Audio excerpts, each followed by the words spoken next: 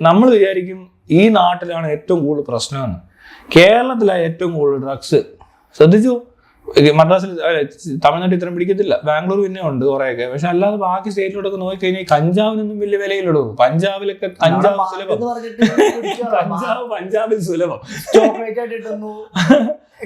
എവിടെ വേണേ കിട്ടും. ഗുജറാത്തിൽ ചെല്ല്, രാജസ്ഥാനിൽ ചെല്ല്, അവിടെ എല്ലാം ബാങ്കിന് കടയുണ്ട്. രാജസ്ഥാനിൽ പോയവർക്കൊക്കെ ബാങ്ക് കുടിച്ചിട്ട് നമ്മുടെ അണ്ണന്മാര് പോയി ഇവിടുന്ന് നല്ല അടിക്കാനും കൂടെ ചെന്നിറങ്ങിയിട്ട് അവൻ പറഞ്ഞു രാവിലെ ഇത് കളിക്കിട്ട് ഇനി ഇന്നത്തെ ദിവസം നിങ്ങൾക്ക് ഒന്നും പറ്റത്തില്ല, പോയി കിടപ്പാവും എന്ന് പറഞ്ഞ് വിട്ടവന്മാര് കുറച്ചു കഴിയുമ്പോൾ ഒരു ഫുള്ളും അടിച്ചു തീർത്തിട്ട് വീണ്ടും വന്നിരിക്കുക കടയിൽ അടുത്ത് പോലെ കലക്ക് ചേട്ടാന്ന്. അയാളെ ഇതെന്തിരി കളിയുമ്പോൾ കള്ളു അടിച്ചിട്ടുണ്ട്, മനസ്സിലായോ? അങ്ങനെ അടിക്കാർക്ക് ഒരു വിഷയമൊന്നും അല്ല വാങ്ങുന്നു, അവന്മാർ എത്ര വേണേലും തിന്നും. ഇത് പക്ഷെ ഹോളി സമയത്ത് കലക്കി കുടിക്കുന്നുണ്ട്. അതിനകത്തൊക്കെ ഇങ്ങനെ പല കണ്ടന്റ് ഉണ്ട്. പിന്നെ കഞ്ചാവ് വലിക്കാന്ന് പറഞ്ഞാലോ ഇവിടെ നിന്ന് പുറത്തിറങ്ങി താൻ ഈ പറയുന്ന പോലെ ഞാൻ ഈ പറഞ്ഞ സ്ഥലങ്ങളിലൊക്കെ ചെന്നിട്ട് ഇപ്പൊ കാശ്മീർ പോയി അല്ലെ, കുളു മണാലിയോ മറ്റേ എന്താണ് മലാനാക്രീം എന്നൊക്കെ പറഞ്ഞ സാധനമൊക്കെ വഴിയോര കർഷക അല്ല വഴിയോര കച്ചവടമാ, മനസ്സിലായില്ലേ? അവിടെ ചെന്ന് ഇത് കത്തിക്കാം, വലിക്കാം, എന്ത് വേണേ കാണിക്കാം. എന്ത് വേണേ കാണിക്കാന്നല്ല, ആരെങ്കിലും പിടിക്കുകയോ ബലാത്സംഗം ചെയ്യോ പീഡിപ്പിക്കുകയോ പോക്കറ്റ് അടിക്കുകയോ കൊലപാതകം അതൊന്നും ചെയ്യായിരുന്ന മതി. ബാക്കി അവിടെ കുത്തിയിരുന്ന് ആകാശത്തോട്ട് നോക്കുക, പൂക്കള് പറിച്ചുകൊണ്ട് പോവുകയൊന്നും ചെയ്താൽ കുഴപ്പമൊന്നുമില്ല. അപ്പൊ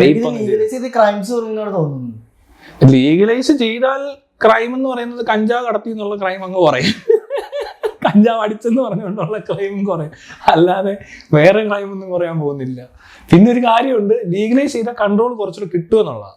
ആ ഗവൺമെന്റിൽ ഇരിക്കും കൂടുതൽ കച്ചവടം, ഗവൺമെന്റിലാവുക, നല്ല സാധനം കൊടുക്കാനും പറ്റത്തുള്ളൂ.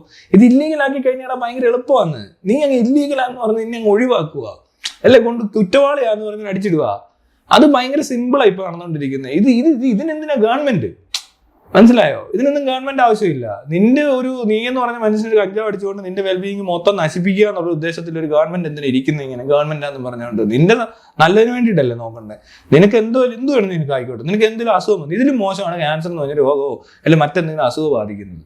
അവർക്ക് പ്രോപ്പർ കെയർ കിട്ടുന്ന പോലെ തന്നെ ഉള്ളൊരുത്തും കഞ്ചാവ് അടിച്ചിട്ട് എന്തെങ്കിലും ഇച്ചിരി പ്രശ്നമായതോ അല്ലെങ്കിൽ മെന്റലി എന്തെങ്കിലും പ്രശ്നമുള്ള ഒരാൾ കഞ്ചാവ് അടിച്ച് കഴിഞ്ഞാൽ വേറെ എന്തെങ്കിലും പ്രശ്നം കാണിക്കും, എന്ത് വേണേക്കോട്ടെ. മെന്റൽ ഇൽനെസ്സും ഇതുമായിട്ട് നല്ല കണക്റ്റഡാണ്. കുഴപ്പമുള്ളവർ കൂടുതലടിക്കും, അവർ ചിലപ്പോൾ അടിച്ചടിച്ച് പോയെന്നിരിക്കും. അത് മനസ്സിലാക്കണം. ഈ കുഴപ്പമുള്ള ആളെ നേരത്തെ കണ്ടുപിടിക്കണം. അത് സ്കൂളിലും വീട്ടിൽ നിന്നൊക്കെ അറിയാൻ പറ്റും. പക്ഷെ ഇവർ അറിയാത്ത പോലെ ഇരിക്കുക. ഇവിടെ കൂടുതൽ പേരും ഈ ചെക്കൻ എന്തെങ്കിലും കുഴപ്പമുണ്ടെങ്കിൽ അതിനെ ചികിത്സിക്കാൻ നോക്കത്തില്ല, അതിന് വേണ്ട കെയർ കൊടുക്കത്തില്ല, അതിനെ അഴിച്ചങ്ങ് വിടുക. അവൻ തോന്നി പോലെ അവൻ അവൻ്റെ മോശക്കാരനാവും, അവൻ്റെ ചെറുക്കൻ ഇങ്ങനെ അന്തേക്കാൾ മോശം എന്നൊക്കെ പറയുന്ന ഒരുത്തന്മാരില്ലേ, അവന്മാരെ പോലുള്ളവരായി പഴയ ജനറേഷനുള്ളവർ, അവർക്ക് അറിയത്തില്ല. അവരെന്ത് ചെയ്യും? ഇതങ്ങനെ പോയി ലാസ്റ്റിൽ ഇവർ ഏറ്റവും അവസാനം എത്തുന്ന സ്ഥലമായി കഞ്ചാവോ അല്ലെങ്കിൽ ഡ്രഗ്സോ മദ്യമോ എന്താണേലും അത് ലാസ്റ്റ് ആകട്ടോ, അല്ല തുടക്കം അവിടെ അല്ല. നമ്മളിപ്പോഴും ഇവിടെ നിന്നാ തുടങ്ങിയെന്നാണ് വിചാരിക്കുന്നത്. അതായത് ഒരാൾ ഇത് ഉപയോഗിച്ചപ്പോഴാണ് അയാൾക്ക് പ്രശ്നം ഉണ്ടായത്. അയാളുടെ പ്രശ്നം കാരണം അയാൾ ഉപയോഗിച്ചത്. അയാളുടെ വീട്ടിൽ എന്തോ കാര്യമായ പ്രശ്നങ്ങളൊക്കെ കാണിച്ച് ഇതിനെ തഴഞ്ഞതോ അല്ലെ ഇയാൾക്ക് മെന്റലി ഡിസോർഡറോ എന്തെങ്കിലും കംപ്ലൈൻസോ ഉള്ള ഒരാളായിരിക്കും. അയാൾ വന്നിട്ട് ഏറ്റവും അവസാനം എത്തിയപ്പോൾ തന്നെ ഇവിടെ എത്തിയപ്പോൾ ആൾക്കാർ അറിയുന്നതേ ഉള്ളൂ. ഇത് ഭയങ്കര മോശമായിട്ടല്ലേ വെച്ചേക്കുന്നത്. അതേസമയം ഇവൻ സ്കൂളിൽ കിടന്ന് തല്ലുണ്ടാക്കിയതോ ഇതിനു മുമ്പ് കാണിച്ചു കൂട്ടിയതോ ഒന്നും വലിയ മോശമല്ല, കുട്ടികൾ അങ്ങനെയാ കുസൃതിയാന്നൊക്കെ പറഞ്ഞുകൊണ്ടിരിക്കും. പക്ഷെ അതല്ല സംഭവിച്ചുകൊണ്ടിരിക്കുന്നത്. ആ കുസൃതിക്കാരെല്ലാം നോക്കിയോ, അതിനകത്തൊരു 90% കുസൃതിക്കാരും കഞ്ചാവടിച്ചോ കള്ളടിച്ചോ അവിടെ നടപ്പുണ്ടാവും. പിന്നീട് കാണുന്ന സ്റ്റേജ് അത് അവൻ കുറച്ചുകൂടെ മെച്ചുവർ ആയി കഴിയുമ്പോൾ അടുത്ത പണിയാണ് കാണിക്കുന്നത്. ഇപ്പൊ ഞാനൊക്കെ ചെറുപ്പം തൊട്ടേ കുഴപ്പക്കാരാ. എനിക്കറിയാവുന്ന മുഴുവൻ കൂട്ടുകാരും ബാക്ക് ബെഞ്ചേഴ്സും അല്ലാത്ത എല്ലാം കുഴപ്പക്കാരായ ആൾക്കാർ ഇങ്ങനെ കറങ്ങി ഇവിടെ വരുമ്പോൾ അവരുടെ ഇത് കിട്ടും. അവർക്ക് ഇത് എടുക്കാൻ ധൈര്യമുണ്ട്. മറ്റേ പിള്ളേർക്ക് ധൈര്യം ഇല്ല. അവർ ഇതുമായിട്ടൊന്നും ബന്ധപ്പെടാതെ പേടിച്ചൊക്കെ തന്നെ ഇരിക്കുന്ന, അവർക്ക് ഇതിന് ആവശ്യമില്ലെന്ന് വരെ പറഞ്ഞവരുണ്ട്. പക്ഷെ ഇങ്ങനത്തെ ടീം അങ്ങനല്ല. നേരെ ചെന്ന് ആദ്യം പിടിക്കുന്ന യുദ്ധത്തിലായിരിക്കും. പിന്നെ സിനിമ കാര്യങ്ങളൊക്കെ കണ്ടിട്ട് അതിൻ്റെ ഒരു ത്രില്ല് വേറെ. പിന്നെ ഇത് ഭയങ്കര മോശപ്പെട്ട സാധനം, ഏറ്റവും എന്തോ പ്രശ്നം പിടിച്ച സ്ഥലമാണെന്ന് പറഞ്ഞാൽ അങ്ങോട്ട് ചെല്ലാനുള്ള ടെൻഡൻസി കൂടുതലായിരിക്കും. നമുക്ക് ക്യൂരിയോസിറ്റി കൂടുതലാണ് ഇതുപോലത്തെ സ്ഥലങ്ങളോട്, മനസ്സിലായി? ഇത് പ്രശ്നമാണെന്ന് തോന്നിയിട്ട്. പിന്നെ നമ്മൾ കണ്ടേക്കുന്ന മിക്ക റോക്ക് സ്റ്റാർസും അല്ലെങ്കിൽ ഭയങ്കര ഫിലിം സ്റ്റാർസൊക്കെ അടിച്ച് മരിച്ചവരൊക്കെ.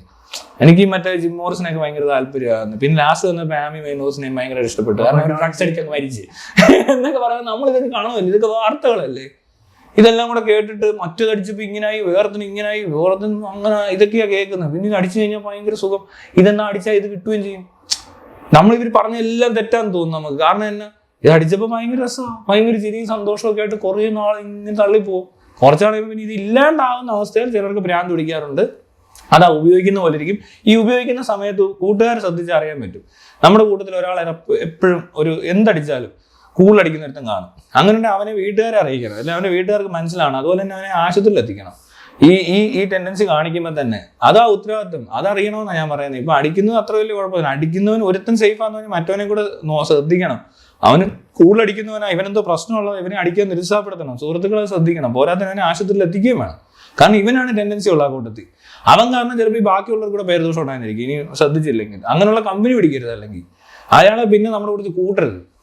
ഞാൻ അത്രേ ചെയ്യത്തുള്ളൂ. എനിക്കിപ്പോൾ എന്തെങ്കിലും കുഴപ്പമുണ്ടെന്ന് ഞാൻ പിന്നെ അയാളുടെ കമ്പനി അടിക്കത്തില്ല. എന്തെങ്കിലും ഈ വക കാര്യങ്ങൾ, ഇപ്പൊ കള്ളടിച്ചിട്ട് ഓവറായിട്ട് കിടന്ന് കാലമുണ്ടാക്കുക, ഈ 24 മണിക്കൂർ സിഗരറ്റ് വെച്ചുകൊണ്ടിരിക്കുകയും ചെയ്ത് കഴിഞ്ഞാൽ ഞാൻ അയാളുടെ അതിനെ സൗഹൃദമായി നിർത്തി. കാരണം എനിക്ക് അയാൾ ഒന്നും ചെയ്യാൻ പറ്റത്തില്ല. ഇവിടുത്തെ സിസ്റ്റം വെച്ചിട്ട് ഞാൻ ചെന്ന് ആശുപത്രിയിൽ പറയാൻ പറ്റുമോ, പോലീസിനോട് പറയാൻ പറ്റുമോ? പറഞ്ഞു കഴിഞ്ഞാൽ അവനെ വേറെ കേസായി ബഹളമായി കൊണ്ടുപോകത്തേ ഉള്ളൂ. അതുകൊണ്ട് നമ്മൾ അവിടെ നിന്ന് മാറുക എന്നുള്ളത്. ബാക്കി എന്തെങ്കിലും കാണിച്ചോട്ടെ, ഇത് ആരോടും പറയാൻ കൊള്ളത്തില്ല ഇവിടെ. മനസ്സിലായി? ഒരുത്തം കൂടുതൽ അടിക്കുന്നുണ്ടെന്ന് ഞാൻ അറിയുക. അപ്പൊ ഞാൻ ഇവരോട് സംസാരിക്കും, എന്താ പ്രശ്നം, നീ എന്തിനാ ഇങ്ങനെ അടിക്കുന്ന കേട്ടില്ല, ഭയങ്കര അടിയാണല്ലോ എന്ന് പറയാം. വേണ ആൾക്കാരെ എനിക്കറിയാം, പരിചയത്തിലുണ്ട്, ചെറുപ്പക്കാരെ കണ്ടിട്ടുണ്ട്. അവരോട് പറയുകയല്ലാതെ ഞാൻ ചെന്നത് വേറെ എവിടെയും പറഞ്ഞാൽ അവന് വലിയ പ്രശ്നം, പിന്നെ കുടുംബത്തിൽ പ്രശ്നമായി അവന്റെ പരിപാടി തീർക്കുമാർ. അതിലും പേര് ഇവൻ അടിച്ച് മരിച്ചാൽ പോലും കുഴപ്പമില്ല. മനസ്സിലായി? അവൻ അടിക്കുന്ന അറിയാതെ അവൻ ഒരു ദിവസം മരിച്ചു പോയാൽ പോലും ഇവിടെ പ്രശ്നമല്ല. പക്ഷെ ഇവൻ അടിക്കുന്നെന്ന് അറിഞ്ഞു കഴിഞ്ഞാൽ വിഷയം, അത് പറയാൻ കൊള്ളത്തില്ല. കുടുംബത്തിന് എല്ലാം നാണക്കേടായിക്കളെ. അങ്ങനെ പറയാനൊരു സ്ഥലമില്ലടേ. നമ്മൾ എവിടെ ചെന്ന് പറയും? ഈ ആരോഗ്യ സുരക്ഷാ വകുപ്പ് എന്ന് പറഞ്ഞാൽ മെന്റൽ ഹെൽത്ത് എന്ന് പറഞ്ഞ ഇഷ്യൂ ഇതുവരെ എടുത്തിട്ടില്ല അവര്. അവരുടെയൊക്കെ കുഴപ്പമായി കാണുന്നത്. അല്ലാതെ ഇവിടെ ഉള്ള കഞ്ചാവ് അടിച്ചെന്ന് പറയുന്നതിന്റെ കുഴപ്പം, അല്ലെങ്കിൽ കഞ്ചാവ് വിൽക്കാൻ നടക്കുന്ന ഏതോ പാവപ്പെട്ടവൻ 10,000 രൂപ എടുക്കാൻ ഇല്ലാത്തടത്ത് ഏതാണ്ട് കഞ്ചാവ് വിറ്റുകൊണ്ട് നടക്കുന്ന പാവപ്പെട്ടവനൊക്കെ പിടിച്ചിട്ട് പോലീസുകാർ ജീപ്പിന്റെ മുന്നിൽ കഞ്ചാവ് എല്ലാം നിരത്തി വെച്ചിട്ട് എടുക്കുന്ന ഫോട്ടോ ഒക്കെ ഭയങ്കര അനീതിയാണ്. അതൊന്നും അല്ല ഇതിനോട് എഗൻസ്റ്റ് ചെയ്യേണ്ടത്. ഇവിടെ വരെ എത്തിയിട്ട് എന്റെ വീട്ടിൽ കയറിയ കഞ്ചാവ് എന്ന് പറഞ്ഞാൽ എന്നെ തപ്പി വന്നിരിക്കുന്നത് എന്റെ വീട്ടിലുണ്ടോന്ന് നോക്കാൻ. അത് അവരുടെ പരാജയമാണ്. എൻ്റെ വീട്ടിൽ എത്തിയിട്ടുണ്ടെങ്കിൽ അത് പിന്നെയും പരാജയം കൂടെ ഒരുപാട് അങ്ങ് സ്ഥിരീകരിക്കരുത് പോലീസുകാർ. ഞങ്ങൾ ഇത്രയ്ക്കും പരാജയപ്പെട്ടവരാണ്, ഇത് ഞങ്ങൾക്ക് അത്രയ്ക്ക് കഴിവില്ലാത്തവരാണ്, ഞങ്ങളെ ഒന്നിനും കൊള്ളത്തില്ല, ഞങ്ങൾ പൊട്ടന്മാരാണ്, ഞങ്ങൾ മണ്ടന്മാരാണ്, ഞങ്ങൾക്ക് കണ്ണ് കാണത്തില്ല, ചെവി കേൾക്കത്തില്ലെന്ന് പറഞ്ഞ പോലത്തെ ഒരു അവസ്ഥ അവര് ഒരാളുടെ വീട്ടിൽ കയറി തപ്പുന്നത്. മനസ്സിലായി? ഇപ്പൊ എന്നെ പറ്റി എല്ലാം പിന്നെ അങ്ങനെ ബാക്ക്ഗ്രൗണ്ട് ഉണ്ടെങ്കിൽ കുഴപ്പമില്ല. ഞാൻ ഇതിൽ ഡ്രഗ് സെയിൽ നടത്തുവോ, അല്ലെ ഇത് അടിച്ചു വരുത്ത് എന്തെങ്കിലും കാണിക്കുവോ, ആകെപ്പാടെ വീഡിയോ ഇടുന്നുണ്ട്, താടിയും മുടി ഉണ്ടെന്നുള്ള, അല്ലാതെ വേറെ ഒരു പ്രശ്നം ഇന്നവരെ ഇല്ല. പിന്നെ ഇതിന്റെ ആയിട്ട് ബന്ധപ്പെട്ട് കുറച്ച് ഇവിടെ ഒരു കേസും ഇല്ല. ഞാൻ ഈ സംസാരിച്ചതിന്റെ പേരിൽ മൈരെന്നൊക്കെ പറഞ്ഞെന്നാ പറഞ്ഞത്. അതും കാര്യമല്ലെന്ന് നമുക്കറിയാം. മനസ്സിലായി? ഈ പറഞ്ഞതിനകത്ത് ഒരു കാര്യമില്ല. കുറെ കള്ള കേസ് അവരെ കൊണ്ട് പറ്റുന്നതുകൊണ്ട് ഉണ്ടാക്കിയെടുത്ത് ഇൻഫ്ലുവൻസ് ആയിട്ടുള്ള ആൾക്കാർക്ക് കേസ് ഉണ്ടാക്കാൻ പറ്റും. അതുകൊണ്ട് നമ്മളെപ്പോലുള്ളവരുടെ മണ്ടയ്ക്ക് ഒരു കേസ് ഇട്ട് തരാൻ പറ്റും. അതേ നടന്നിട്ടുള്ളൂ. ഇതിലും വലിയ മോശപ്പെട്ട സംഭവം നടന്നിട്ട് ഞാൻ കൊടുത്ത കേസിനൊന്നും വലിയ വിലയില്ല.